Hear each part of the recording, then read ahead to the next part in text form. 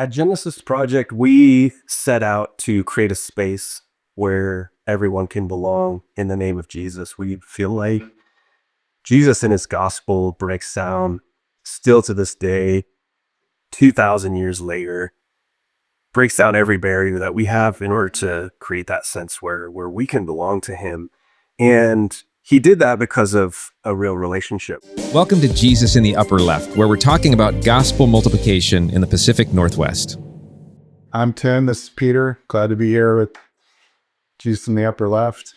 And can you guys, let's do this. Introduce yourselves. So maybe both take a turn. And I'm kind of like if you could do like maybe a brief-ish, like how you got here. And then if we could go from there, and then after you both introduce yourself, we'll do like a story of the Genesis. How we got here to this building or how we got to Portland. Let's do Portland. Okay, perfect. So you go. Oh, man. Okay. Yeah. I'm Taylor Bolin. I'm the associate pastor at Genesis Project. We moved out here in 2022. And when we moved out, I was just a guy. We moved from Alabama. We stopped in Pittsburgh for a little bit, but we were in Alabama. Still a big move. Oh, yeah. We had a big move north and a big move west. But yeah, we moved out here not really with a what as much as a where that I feel like God had given us. And yeah, at the time when we had gotten here, there was not really a church that we were affiliated with. We just wanted to live here. And I started out doing grocery delivery, passed out resumes at a coffee shop. And the one that I ended up getting hired at was the one that Brett worked at. Okay. So, worked there for a couple years. I had a background in ministry, went to school to be a pastor. We started connecting. I guess we started attending Genesis Project in like June or July of 2023. And then I came on right at the start of 2024 on staff at the church, but then also managing our coffee shop. Nice. Yeah. Nice. Right? Wow. So that is refreshing the whole time just on that. Yes. Well, my church plant in Seattle, this was 21 years ago. Started a church. We started a coffee shop 20 years ago. And it had like my friends are still out there and everything. I think it was open for like 18 years. It did close a couple years ago, but it had like a long life. A coffee shop, it's like cat years, do you know? Those last years. It's just, but I would love to pick your brain more about kind of how the relationship between the coffee shop and the church and kind of balancing all the, because obviously you have goals and you have like things that you'd love to see happen. Then there's always the we got to pay our bills and we got to just kind of balancing that, creating community, reaching your neighborhood, serving your neighborhood, and paying the bills, staying in the black, all that kind of stuff. Totally. Yeah. I love that. Where the non necessarily what. Yeah. Yes. That's great. I obviously did not, have that level of comfort and confidence knowing that when I first moved out here. When me and my wife first moved, it was like, what are we doing? I think looking back now, it's clear to see that God was with us every step of that journey. So I was, yeah. Sweet. Thanks. Yeah. And how great that you have an associate pastor, Just eternally, huge answer to prayer. I moved out here. And first off, my name is Brett, and I'm the lead pastor, founding pastor at the Genesis Project here in Portland. And it's been a journey. We've initially had a heart, as I was saying, for Portland, and didn't know what that would look like or that timeline. And God had kind of a way of taking us back to Fort Collins, Colorado, where my wife and I grew up. And that's where we got connected with the Genesis Project, helped start the Genesis Project in Fort Collins.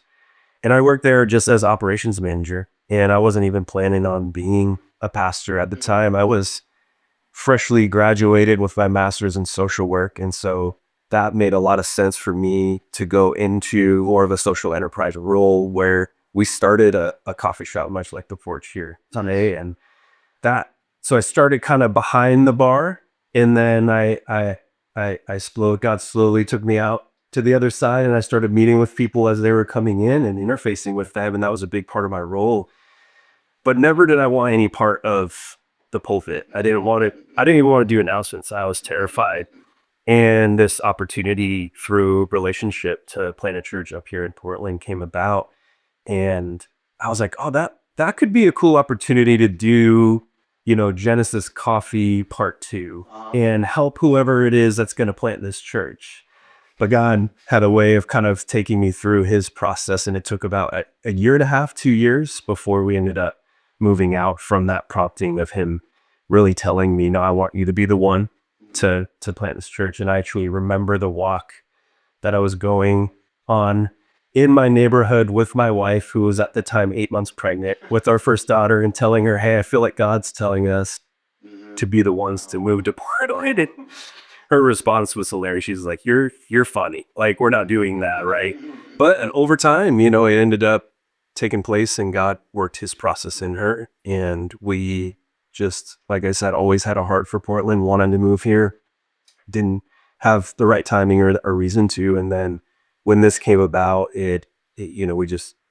we sunk both feet in. Little did I know the process that he was really going to take me on. I thought that was it. That was the faith, right? Yeah. Here's the faith. God, I'm going to move, our family halfway across the country. Now I'm here. Now go ahead, do your thing. And he was just beginning. And in many ways, I feel like I'm still barely starting out. So. Yeah, for either one of you guys, like, just share with us about the Genesis project. Like, just as a church, like, yeah, what's it like? What's your relationship with the other church in Colorado like? Are you guys part of a network, and then also, like, who has God allowed you to reach? Yeah, great question. So at Genesis Project, we set out to create a space where everyone can belong in the name of Jesus. We feel like Jesus in his gospel breaks down still to this day, 2,000 years later, breaks down every barrier that we have in order to create that sense where we can belong to him.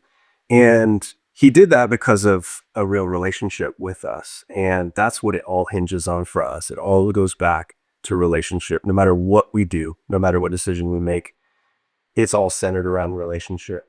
Earlier today, Taylor was fixing a broken lock in the building, and it was because we needed to have that fixed so our community partners could come in later today. Yeah, because we have 2 different groups that are coming in today. If we didn't have that partnership, if we didn't have that relationship, we could have been like, well, let's just leave it broken and leave it locked for indefinitely. But that's part of his job description as associate pastor. Yeah. Well, yeah, yeah, and I think he's really given us favor in our community and created us to really reach people who are seeking to belong, which I know we all have that sense in us. Yeah, and created a really to foster that environment where that can take place, and his name can ring true in a fresh in a real way. So that flows out of to answer your other question, that flows out of our relationship with the other churches. So we're one of 4 Genesis projects in a network. And like I said, my wife and we have a special place for the one in Fort Collins. There's also one, that's where we launched out. There's also one in Ogden, Utah, and Provo, Utah. And again, we're all a network because we're all just relationally connected, same DNA, same heart, but it looks very different. Yeah. You would feel the sense of anybody who visits Portland from other Genesis projects is like, oh yeah, I feel at home. These are my people, but it's Portland. It's not Fort Collins. It's not Utah. So yeah. What's that like? Portland is, I mean, when you talk about belonging and creating space, like Portland does really well at like a shallow belonging. So I identify with, pick a label, pick an identity. And then there's also a deep-seated loneliness. Like, how have you guys experienced that? Do you have stories of how you've seen people come like way far away from Jesus and connected and like, Okay. We're gonna be a little deep on this. I think I spent a lot of time thinking about what are the kind of society level things that are going on that maybe make that happen. Yeah. And I think a lot of that has to do with like a loss of trust in structures or institutions that maybe we've taken for granted for a long time, right? We've kind of eroded this idea of education and government, church included. Yeah. Community, I feel like, has been the biggest thing that has been lost with that we can't necessarily put data to. So I think there's this sense that, like, as a church in Portland, getting into that deeper level of community takes a lot more time. It takes a lot of building trust with people. I think community, from a church perspective, we have this idea of I'm engaging with Jesus and engaging with this church community. I happen to live in a city, and I think a lot of what we're doing is trying to break that down a little bit, or maybe blend those things together and say, like, hey, we're in Portland, but this is your community. This is a lot deeper in the level of commitment that we ask from you, but also, I don't know. It's just a lot slower of a process than I think I would have been familiar with. And Yeah.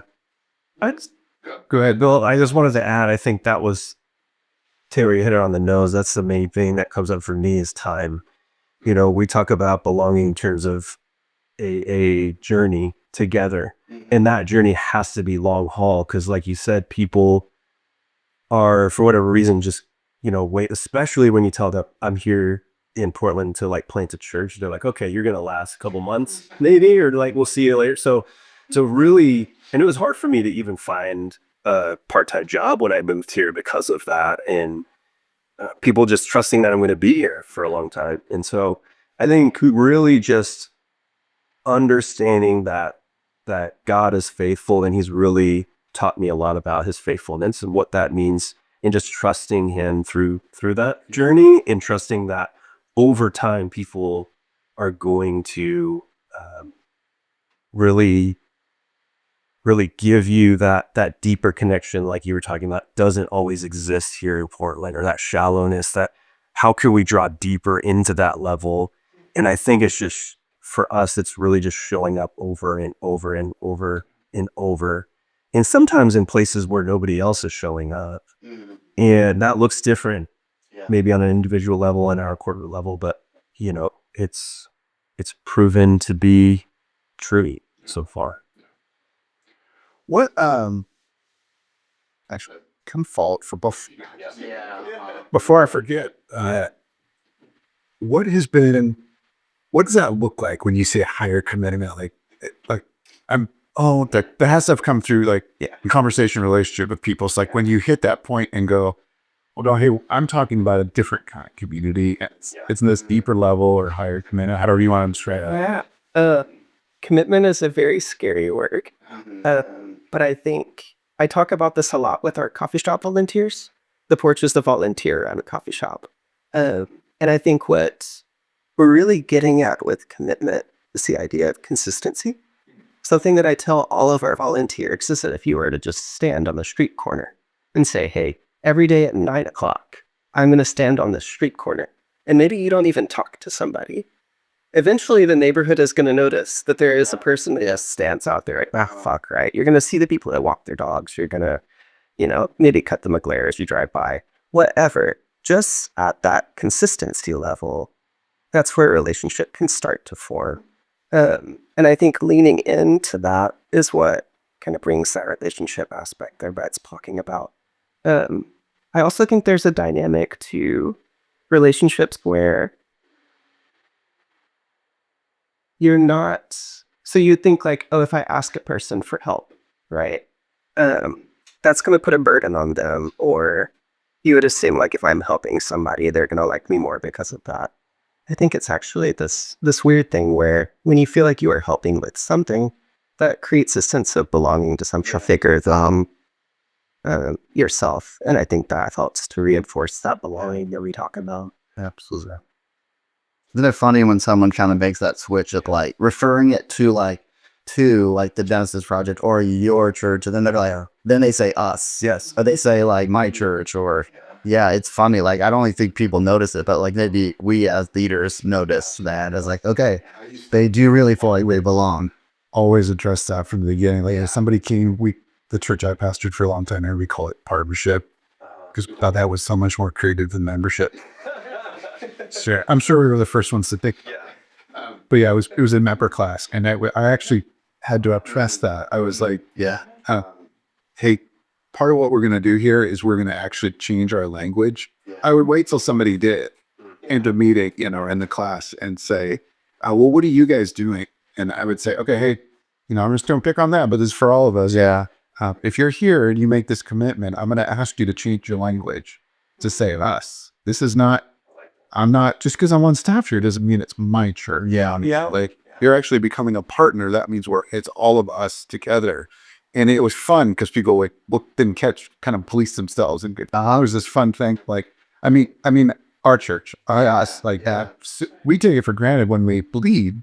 And the average person that's just coming in, you have to invite them in, call them to a higher.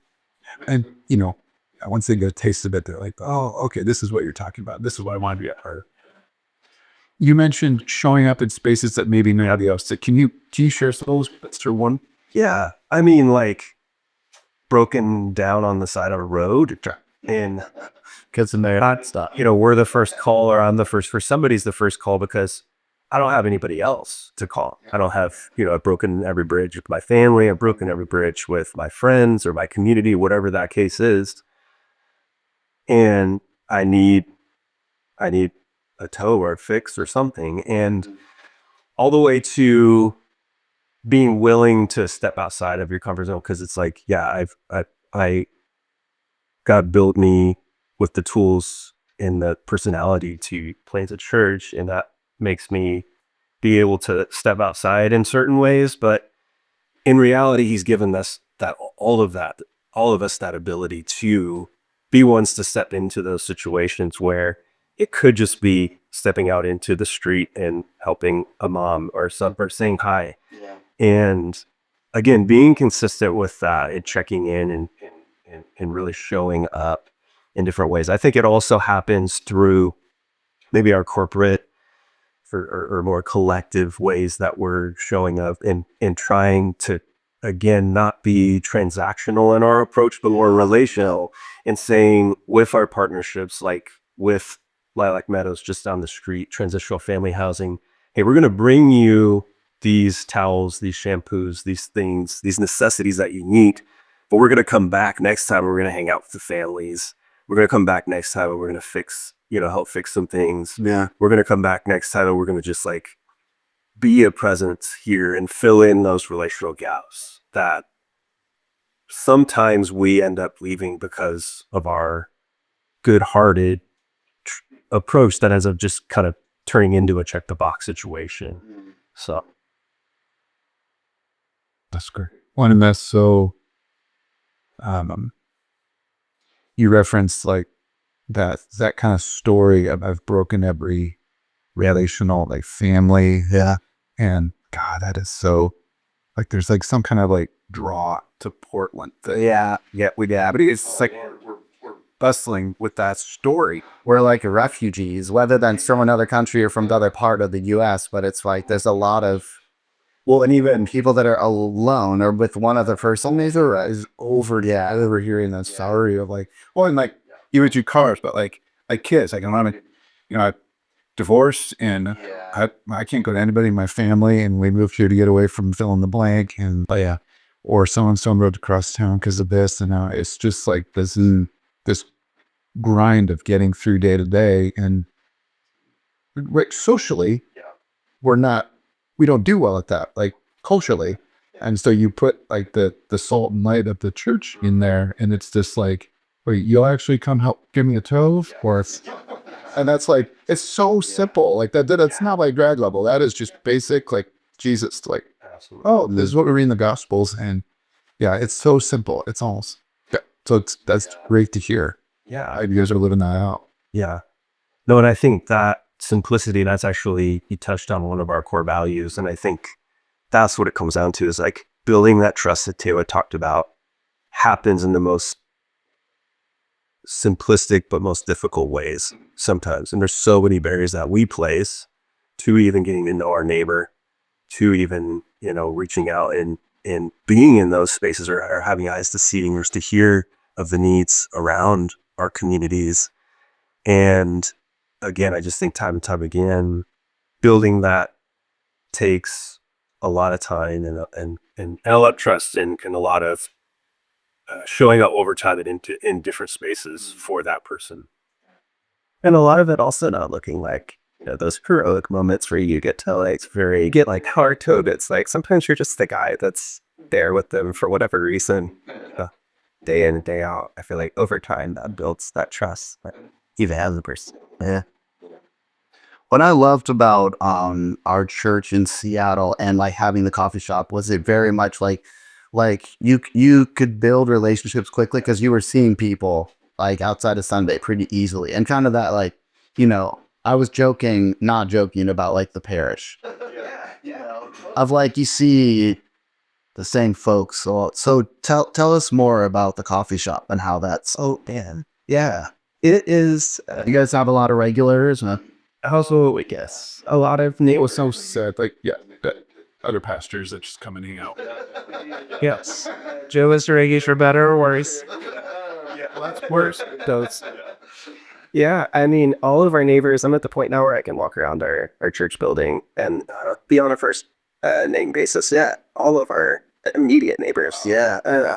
But I think going back to what Brett was saying about going into spaces, the porch has allowed us to make our own space for people to come into. Yeah. And I think that is a huge, a way to break down barriers that people may have with church. And it is cool. Talk about that. Like, so, and just maybe give us a visual. Yeah. You have a church building and you had a coffee shop. So just paint that visually. Does the coffee shops have like, is it like traditional church vibes? Is it like different? Is it like new, old? Yeah, so our church is a very old white painted building with stained glass and everything on it.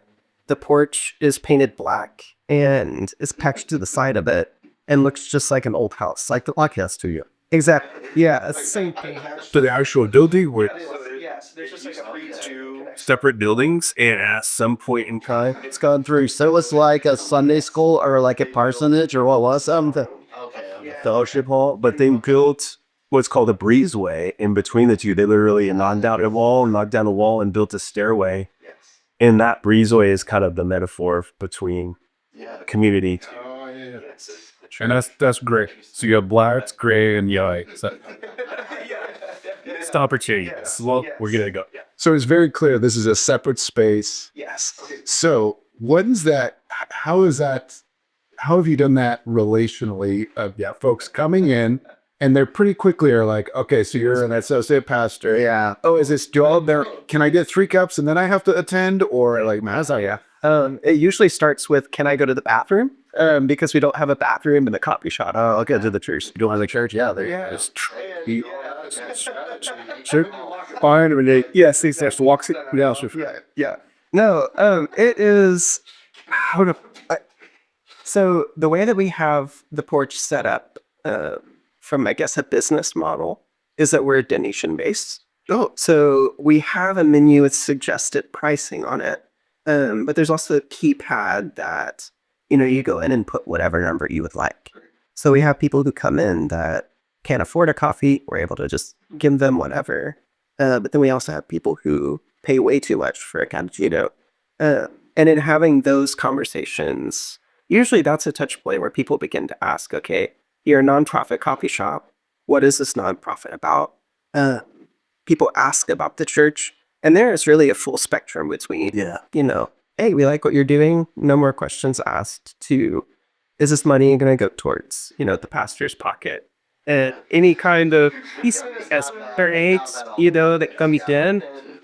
Yeah, I remember early on, I had a guy who asked, he kept asking questions and got deeper to the point where he was talking, how does the church manage its finances? How does your board governance work? Things like that, where coming on, like, oh man, I got a lot I gotta ask Brett about. But best I can say, I don't know, and I need to say I don't know. And I gave him his espresso. He sipped it and was like, wow, I didn't expect any of this from you guys. Well, do you have a place I can volunteer?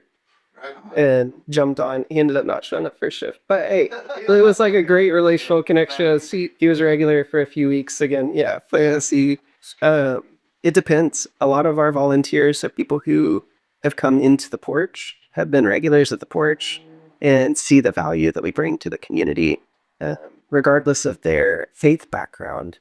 And I think those were some of the coolest relationships because you're seeing that this is something bigger than all of us for the South Tabor community. Again, going back to that parish mentality, right? It's like the South Tabor community is better because the Porch, and the Birchie are not. Yeah, I love that question of like, yeah, if we ever had to leave the neighborhood, or like, would they miss us?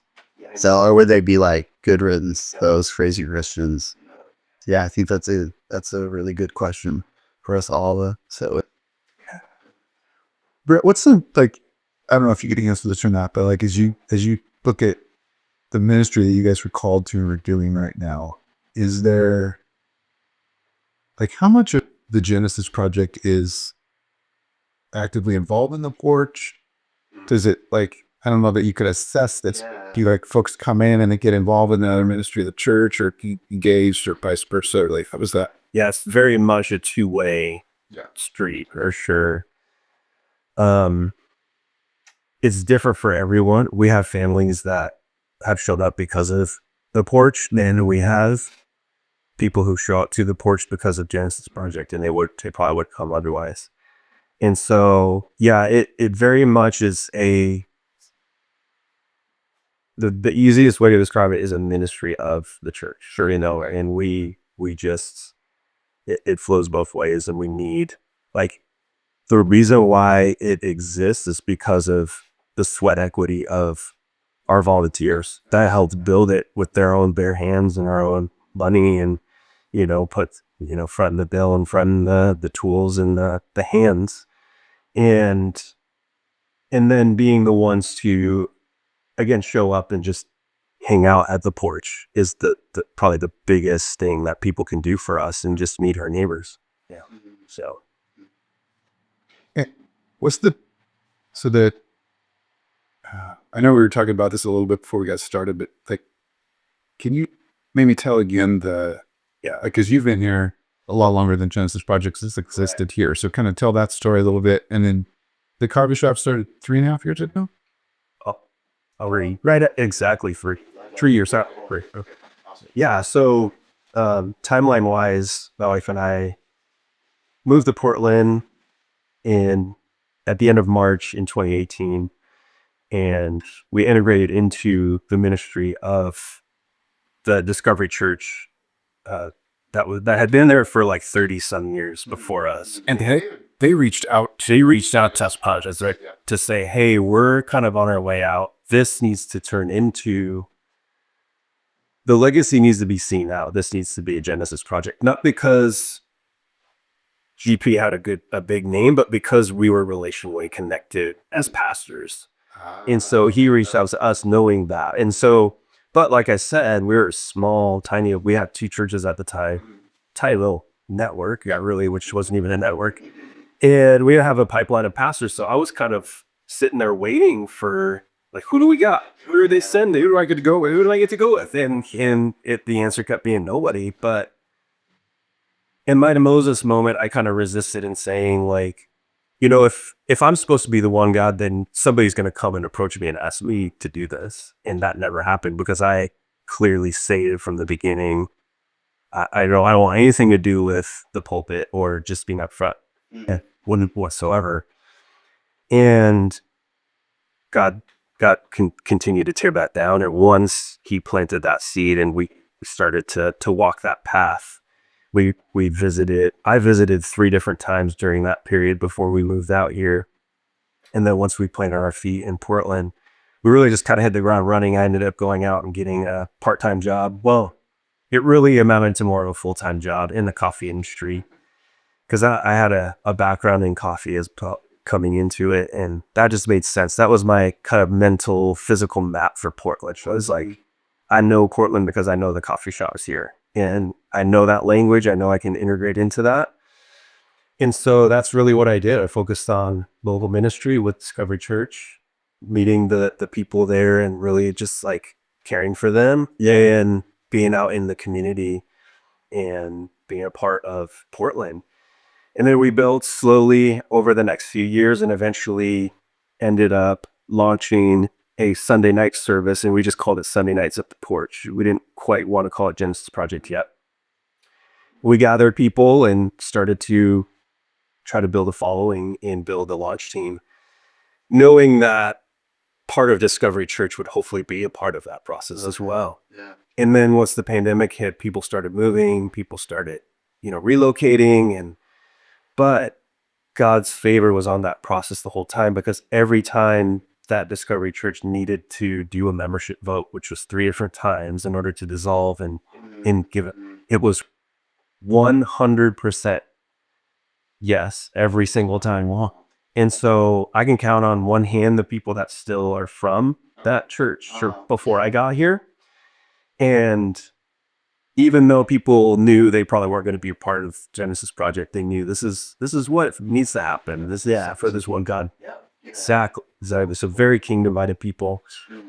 And after that, then we took hold, and then for about a year, built a launch team. Again, this is right in the heat. We're still barely coming back in service from COVID. We're still wearing, masks and everything and going back and forth.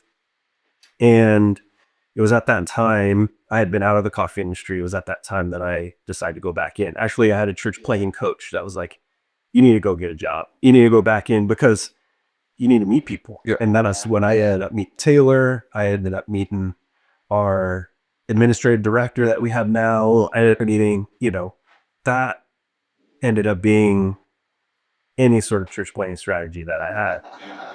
So that was church and nice. Right on. So that timeline went on, and after we kind of took over the building and we did some renovations and just changed some things around, light renovations, and we built a little bit more of the launch team.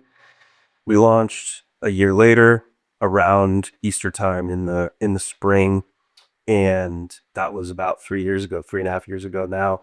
And then we took, after that launch, the majority of our efforts was poured into building the Porch. And then had that be our main kind of outwardly focusing ability. Really just creating an open door to the community that we reside in Gig and Nola. And then that has really positioned us and created a lot of partnerships out of that. Cool. Church beyond Sunday. Yeah. That's so encouraging. I was just, as you were sharing that, it's like one of the just great gifts of being a part of relationally. I have pastors in Portland, and specifically getting to be a part of this podcast is hearing these Jesus stories, these kingdom stories in Portland that are so different from one another. Yes, like we've had your story, we've had micro church network starting. We have these are like mega churches that are spread out multiple cities. You've got both sides of the river here, Vancouver, Portland. I mean, all the ethnic churches, all kinds, and so you talk about where you're embedded in some Tabor, and what's needed there is. So that's just, and that's a key word that we often use at GP is embedded. That incarnational approach to ministry. Well, because you guys nailed it, like the time and the trust, and there is such a high level, and it's like just deeply developed cynicism. No, it's part of the water we swim in. Part of that, I think, and a lot of things. I'm not talking just about Jesus or the church, but like that's just we breed that here. Maybe it's in the school system, Well, and to bounce off of that, I think we're now approaching going beyond that, where I am meeting people who have had no experience. They're like much because their parents parents were the ones who. Yes. Oh yeah, this used to be the issue. Is you're starting with a conversation like this, and that's not there anymore. There's now only couples. That could be anyone like really like 40 or 35 and under. Like most of my neighbors, most of the friends I've made, their parent, like they're like, oh yeah, my grandma's Catholic or my grandma was Lutheran or Episcopalian or whatever, but their parents left the church. So there is like, kind of a blind slate, like, Yeah. instead of like, I don't know, previously I just felt like, really like, yeah, I've seen your type where I grew up and there's a lot of church hurt, church wounds. It feels like kind of, yeah, anyone 35 and under is like curious, like, okay, like, yeah, tell me about that, and people that are community minded or people that are like want to improve things in Portland, they're like, okay, this could be a part of it. Yeah. Well, they can validate too. Like, yeah, I'm sure that you've had, like you said, everybody named in around neighboring, and they're like, man, I don't believe anything you believe, but this is great. Thanks for doing this. Our best evangelists of the porch are our neighbors who haven't yet stepped foot into the church, but also haven't set foot into a church building until we open our doors and develop that. And they said exactly like you said. I'm not sure about this whole church thing, but I want to be a part of what you guys are doing, and anything you guys are doing, like I want to be a part of that. And I love what you guys are doing. So I got kind of a technical question, if I can, and because there are, I don't know if you guys know this or not, but the Porch is not the first coffee shop the church has started. Did you? Okay, so I've heard. I just want to make sure I read that. And I read. So our pastor. Oh, That's how I got fire hip hop. hey, please, I'm so sorry. Right, you lied to me. Others. All my trust here to know it's going to be in this. Well, that obviously is you for Pete's story, but 3 years is really magnificent. I mean, that's pretty awesome. So that's very key. My technical question is for those that are listening that are like, man, I've had that idea or I've heard that story before. Can you take us behind the curtain a little bit and go, like, you said it's all volunteer. People pay what they choose to pay. Yes. And so how is it actually funded? Like, is it close to self-sustaining? Does the church, so to speak, support it financially? And does, how does that work? Yes. Oh, when you said joke, the people would say, oh, is the pastor lying in his pocket? And we'd say, no, we are paying for this. No, that's at the opposite. It's so funny. That's, I don't know. I mean, yeah, you hit the nail on it. I think we're pretty self-sustaining at this point. Cool.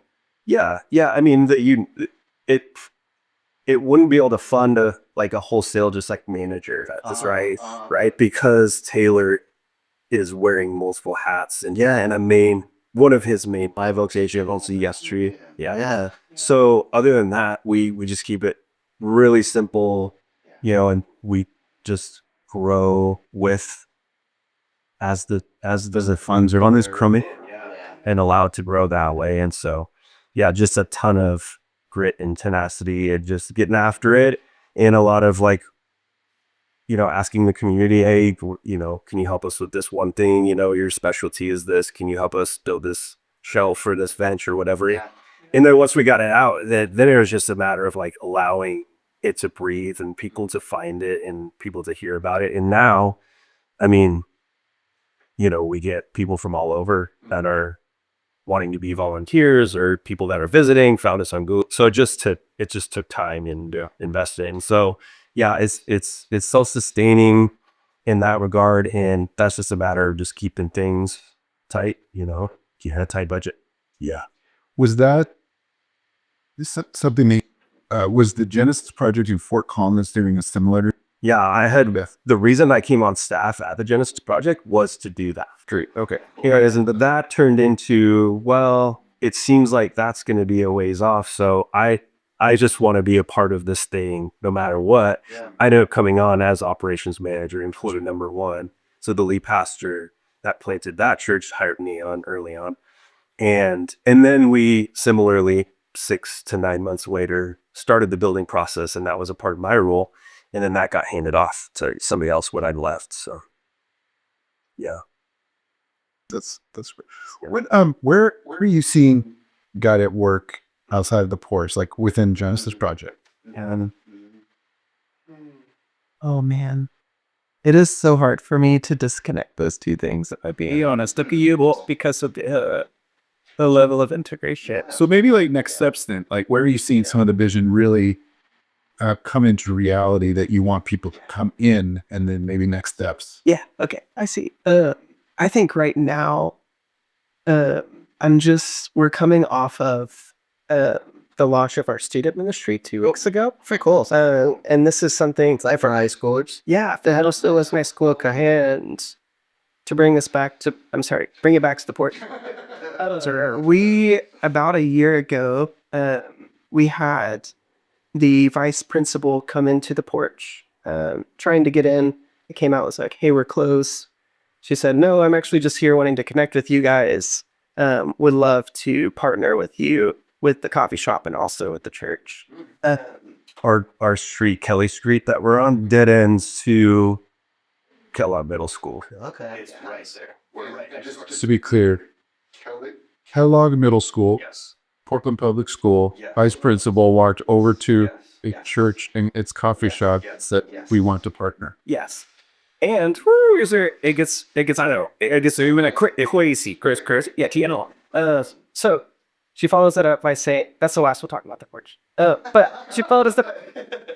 It's not. But she follows it up by saying, Kellogg has got a community partnership program. There are a couple of different nonprofits that, as a school, we're trying to network together in a certain radius. We would love for you guys to host that and for you to be a part of it, and be kind of a representative of both the Porch and the Genesis Project. So I go into this meeting, and the first one was on Zoom.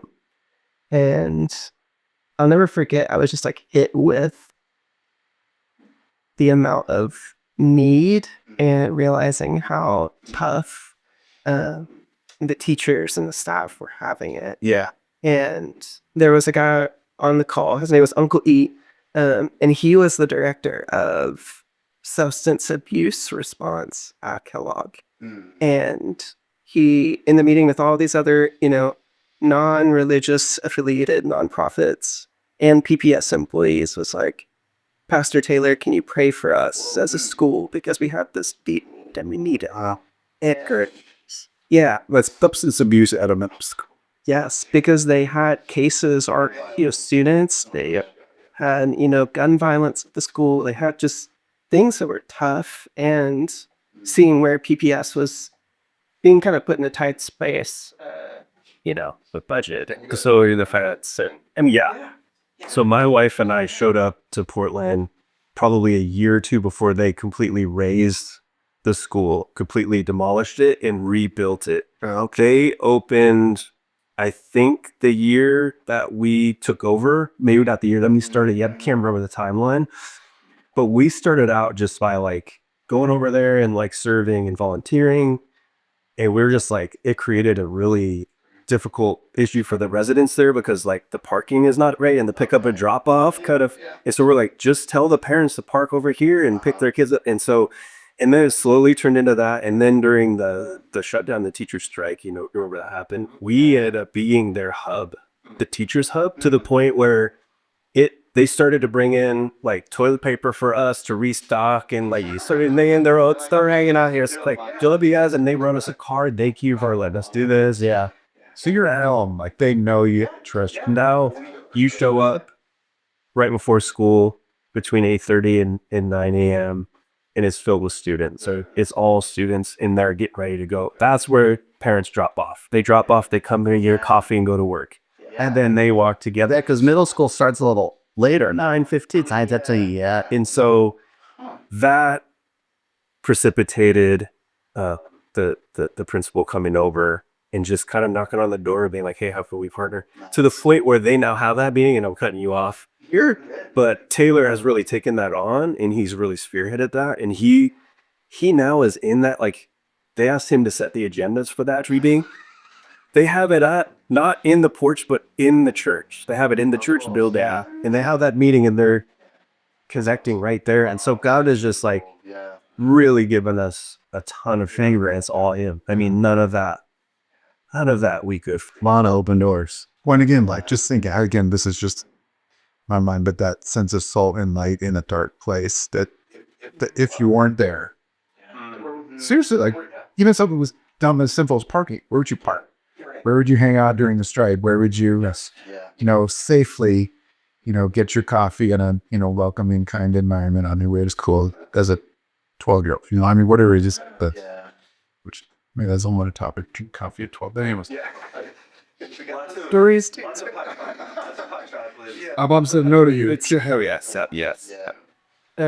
Yeah. So all of that to say, there was very clearly becoming a need for, the community on the outside and also families internally, that it was time for us to launch a student ministry.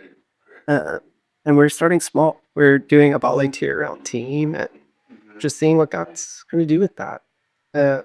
Another big part too is we're really trying to, in this year, figure out a discipleship strategy. Just ways to further integrate people that are coming into the space open to GP. So kind of going beyond the Sunday morning. Love that. Yeah. So super encouraging. Like just as we kind of finish up in the next few minutes, like what other kind of either an encouragement or a challenge would you give to like maybe folks that were in, like you were 5 years ago, like praying about Portland or, coming up here, or other pastors across the city? Yeah.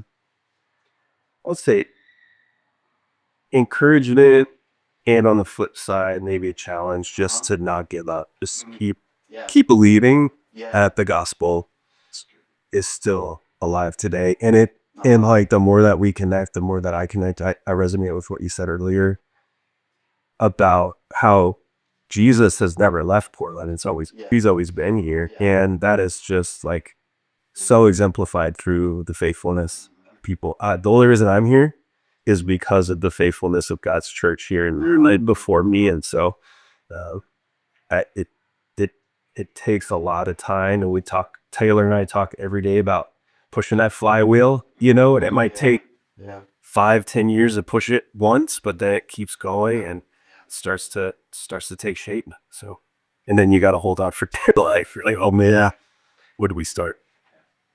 We talked about this last week. The idea of being faithful on the little things, God use that mundane grind of there is no spectacular moment that I can clearly see God in right now as a pastor, but putting in that work of baby step after baby step. Yeah. Trusting God with that. And those moments come, and I think that headspace and all of that in the mundane prepares you for those moments for the kingdom truth. Tipped inside. Yeah. Amen. Thanks, guys. Thanks for being with us. So much other than me here. Yeah. Just how can we follow up with you? Just websites, stuff, whatever. genesisportland.com and on Instagram, and then just honestly coming in the porch saying hi. Yeah. I love that so much. That's how we got connected to you guys, is through, a pastor coming through and telling us about this. And so, yeah, that's great. Yeah, I was asking too. I was reading online on your website. I'm like, you guys have been here for multiple years. Like, how? Yeah, no, I guess. So I was in your neighborhood yesterday, and I want to come back as soon as I'm out of free. We'll get some coffee. Yeah. When's the coffee shop open? Yeah. So now again, volunteer around 8 to 1 Monday through Friday. Cool. It's amazing. Yeah. Love it. Thanks. Well, thanks for being with us. Thanks so much for joining us for this episode of Jesus in the Upper Left. We want to ask you a quick favor. Would you please subscribe so you don't miss a single episode, and share with those that are in your life that might benefit from the content. Hit the notifications button, rate and review, of course, and then head on over to upperleftshow.com, where you can find bonus content, opportunities to connect with those around the city that are doing similar work as you, resources to help you, and just a way to connect to the community. We hope to see you again next time.